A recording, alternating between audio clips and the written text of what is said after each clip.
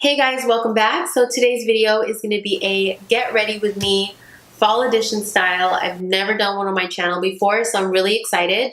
Honestly, I don't have a lot of time to get ready in the morning because I'm always on the go. So I figured why not show you guys what I normally do in the morning, but just a little bit more, and then definitely a bolder lip option. So I hope you guys like this look. I'm absolutely feeling it. I think it's really gotten me like in the mood for fall.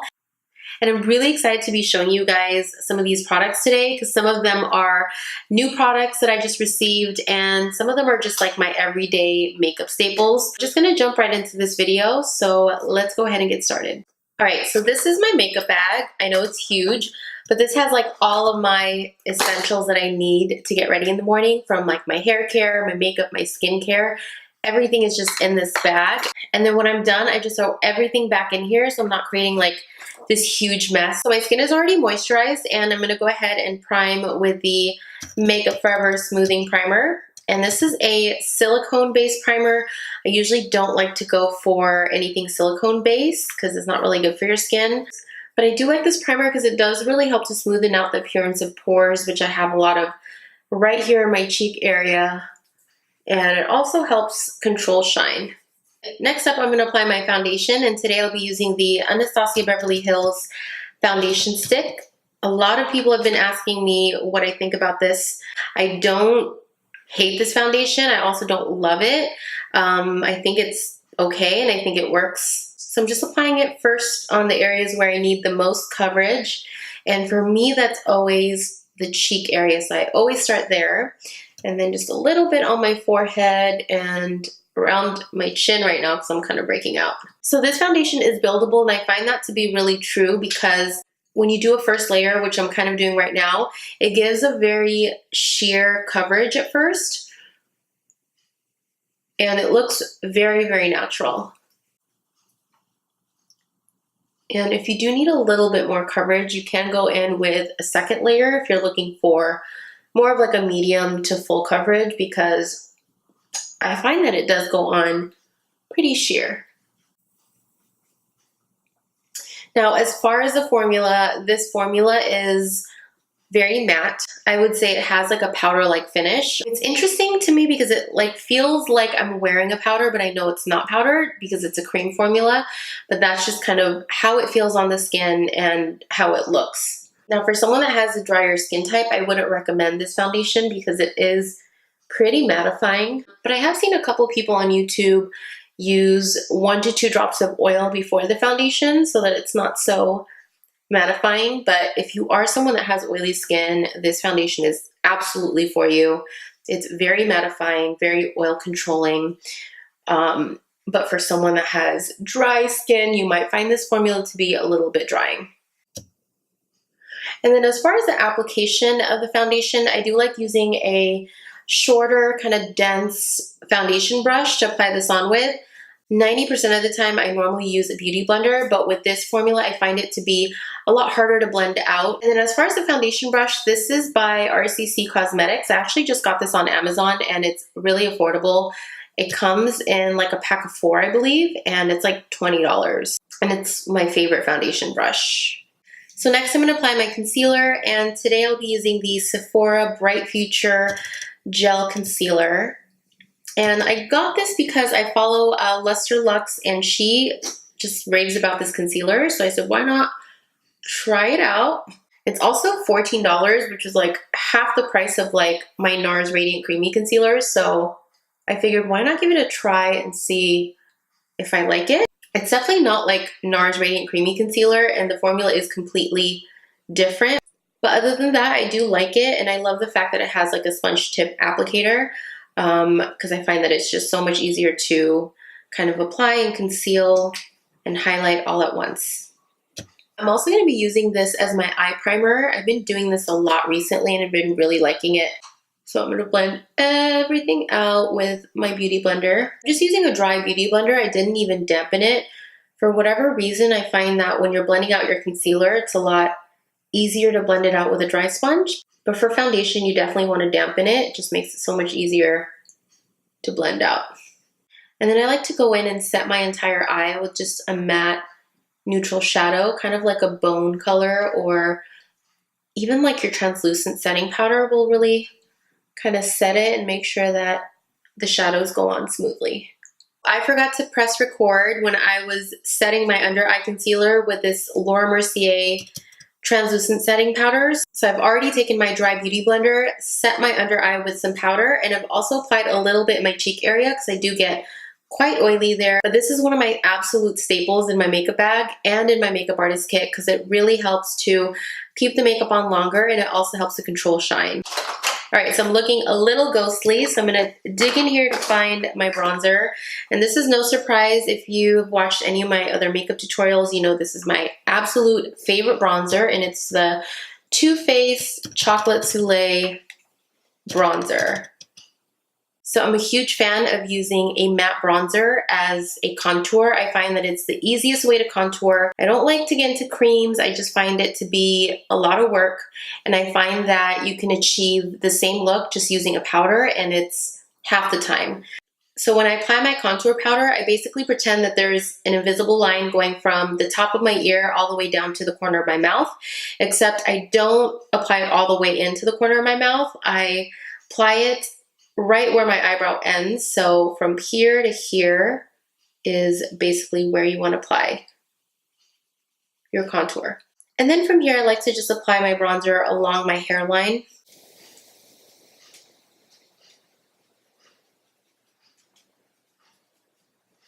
Okay, so next I'm going to do my brows, and today I'll be using the Hourglass Arch Brow Sculpting Pencil. So I'm just going to go ahead and use the brush first to kind of comb through my eyebrows. And these days I really love a fuller, more natural looking brows. I'm really proud of myself, but I did grow out my brows over the summer and they're pretty much as thick as they can be right now. So I'm just going to start on the outer corner like I usually do. I like to extend my brows because they're really short on the ends. So I'm just taking this pencil and putting a little bit of pressure. So I'm just filling this end tail here first.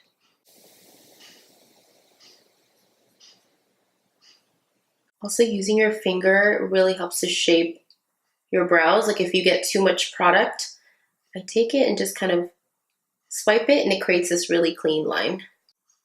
And then I'm just gonna lightly fill in the rest of the brow. And you always want to go in the same direction that your hair is growing. It's going to look a lot more realistic if you do it that way.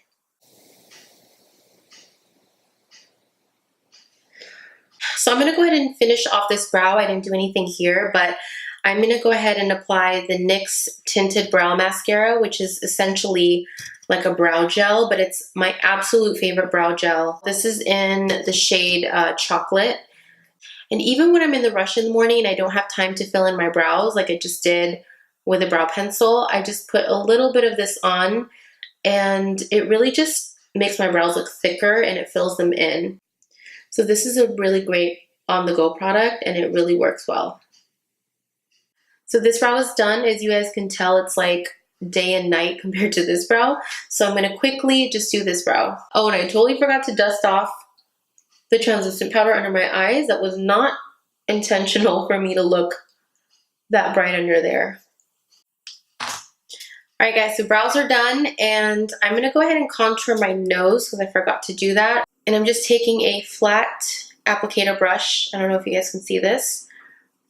I dipped a little powder in there and I'm just applying this on the sides of the bridge of my nose.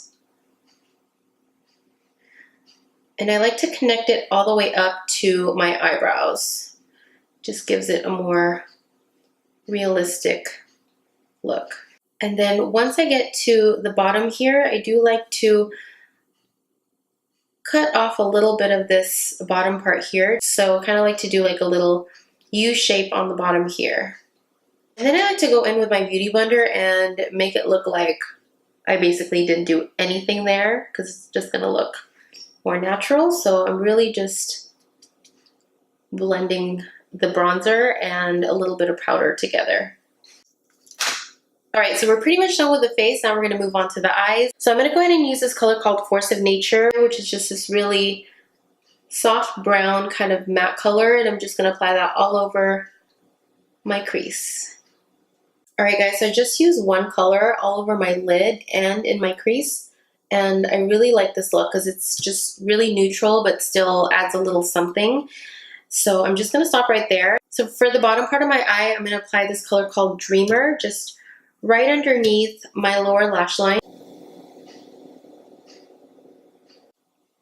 And I'm also going to take that same color called Force of Nature, which I applied up here, and I'm just going to apply that right on the outside of that darker color to give this really blended kind of smoky effect. And this is also going to make your eyes look bigger.